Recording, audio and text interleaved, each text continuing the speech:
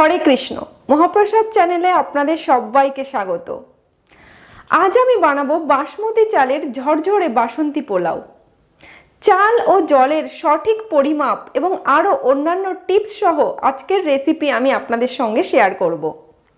তার জন্য আজকের ভিডিওটি পুরো দেখার অনুরোধ রইল।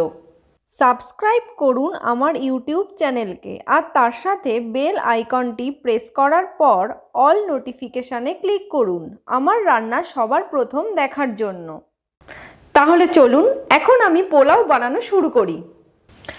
বাসন্তী পোলাও বানানোর জন্য আমি এখানে 2 কাপ পরিমাণ বাসমতি চালকে পরিষ্কার জল দিয়ে খুব ভালো করে ধুয়ে 20 মিনিট জলে ভিজিয়ে রেখেছিলাম। 20 মিনিট পরে ছাঁকনির মধ্যে আমি জল ঝরিয়ে নিয়েছি। এখন এই চালটাকে এই কাচের বোলের মধ্যে ঢেলে দেব। এরপর এই চালের মধ্যে আমি 2 টিস্পুন পরিমাণ হলুদ গুঁড়ো দিলাম। তারপর আমি এর মধ্যে 2 টেবিল চামচ পরিমাণ দেশি গাওয়া ঘি দিয়ে দিচ্ছি। এবার ঘি আর হলুদ দিয়ে চালটাকে খুব সাবধানে চামচ দিয়ে মেখে নিতে হবে। চালটা যেহেতু ভেজানো ছিল তাই অনেকটাই নরম হয়ে গেছে, তাই খুব সাবধানে চালটাকে চামচ দিয়ে এইভাবে মাখতে হবে। ঘি আর হলুদ দিয়ে চালটাকে খুব ভালো করে মেখে নেওয়ার পর আমি এটাকে ঢাকা দিয়ে 10 মিনিটের জন্য রেখে দেব। যে কাপ মেপে আমি 2 কাপ চাল নিয়েছিলাম সেই কাপ মেপে আমি এবার এখানে 4 কাপ পরিমাণ জল নিয়ে নেব।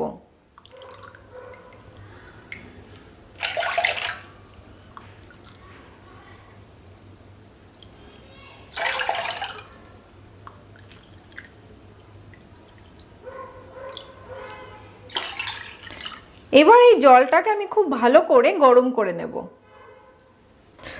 পোলাওটা বানানোর জন্য আমি গ্যাসে একটা প্যান বসিয়েছি। এই প্যানের মধ্যে আমি প্রথমে 2 টেবিল চামচ পরিমাণ ঘি দিয়ে দিচ্ছি।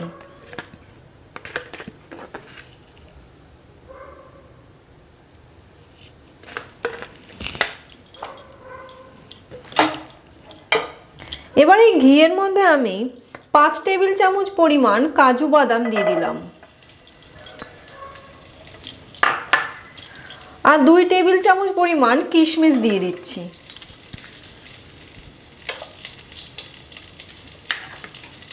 এবার কাজু বাদাম আর কিশমিশটাকে ঘিয়ের সঙ্গে একটু ভেজে নেব। কাজু বাদাম আর কিশমিশগুলোকে খুব ভালো করে ভেজে নেওয়া হয়ে গেছে। এখন আমি এটাকে একটা বাটিতে তুলে নেব।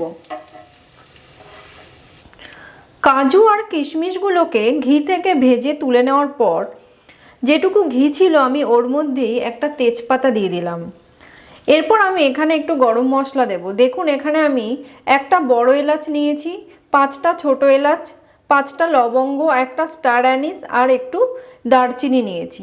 আর এই গরম মশলাগুলোকে আমি একটু ফাটিয়ে নিয়েছি। এই গরম মশলাটাকে আমি এর মধ্যে দিয়ে দিলাম। এবার এটাকে একটু ভেজে নেব। গরম মশলা থেকে যখন একটু মিষ্টি সুগন্ধ বেরোবে তারপর আমি এর মধ্যে হলুদ আর ঘি দিয়ে মেখে রাখা বাসমতি চালগুলোকে দিয়ে দিচ্ছি। এবার এর মধ্যে আমি 2 টেবিল চামচ পরিমাণ কড়াইশুঁটি দিয়ে দিচ্ছি। এখন খুব ভালো করে চালটাকে একটু হাই ফ্লেমে ভেজে নিতে হবে। এইভাবে অন্তত 2-3 মিনিট ধরে চালটাকে হাই ফ্লেমে ভেজে নেব আমি। 3 মিনিট ধরে হাই ফ্লেমে আমি খুব ভালো করে চালটাকে ভেজে নিয়েছি। দেখুন চালটা ঠিক এই রকম হবে ভাজার পর, একটু হালকা ব্রাউন কালার আসবে। আর এই চালটা যদি খুব ভালো করে ভাজা না হয় তাহলে কিন্তু পোলাওটা একদমই ঝরঝরে হবে না, তাই চালটা ভেজে নেওয়া খুব জরুরি। এখন আমি এই ভেজে নেওয়া চালের মধ্যে যে গরম জলটা করেছিলাম সেই গরম জলটা দিয়ে দিচ্ছি। আমি 2 কাপ পরিমাণ চালে 4 কাপ পরিমাণ গরম জল এখানে দিলাম। আর অবশ্যই চেষ্টা করবেন এখানে গরম জল দিতে। ঠান্ডা জল কিন্তু কোনো অবস্থাতেই পোলাওয়ের মধ্যে দেবেন না, তাহলে পোলাওটা ভালো হবে না। আর চাল আর জলের পরিমাপটাও কিন্তু খেয়াল রাখতে হবে। যে পরিমাণ চাল নেবেন তার ডবল সবসময় জল দেবেন। এবার আমি এর মধ্যে হাফ টেবিল চামচ পরিমাণ নুন দিয়ে দিচ্ছি, আর এখানে 3 টেবিল চামচ পরিমাণ আমি চিনি দিচ্ছি। নুন আর চিনিটা আপনারা আপনাদের স্বাদ অনুযায়ী দেবেন। এখন নুন আর চিনিটাকে খুব ভালো করে মিশিয়ে দেব।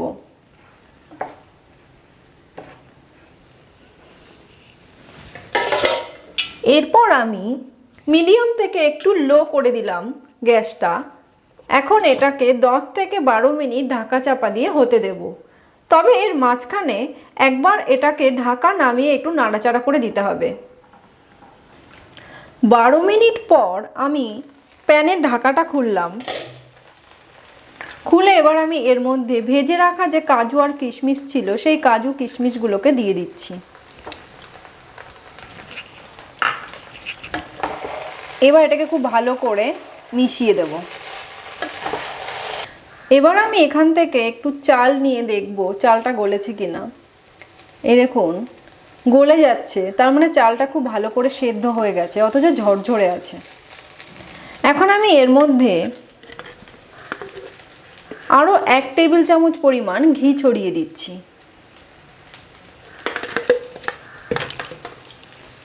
এবার ঘি দিয়ে একটু মিশিয়ে দেব।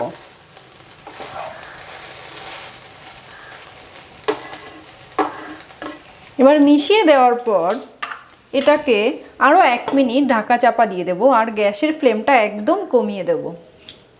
1 মিনিট বাদে আমি প্যানের ঢাকাটা খুলব। দেখুন পোলাওয়ে যেটুকু সামান্য জল ছিল সেটাও টেনে গেছে।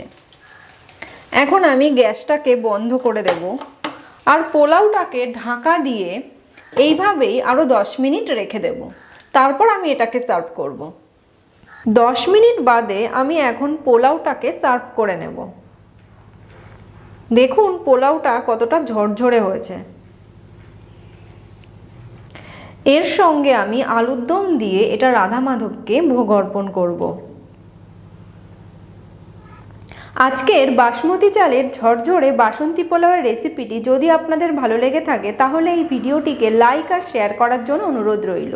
আর আমার চ্যানেল যদি এখনও পর্যন্ত আপনাদের সাবস্ক্রাইব করা না থাকে তাহলে প্লিজ সাবস্ক্রাইব করবেন। আজকের মতো তাহলে এই পর্যন্তই। আবার চলে আসবো পরের পর্বে নতুন কোনো রেসিপি নিয়ে। ততক্ষণ ভালো থাকবেন আর মহাপ্রসাদ চ্যানেলের সঙ্গে থাকবেন। হরে কৃষ্ণ।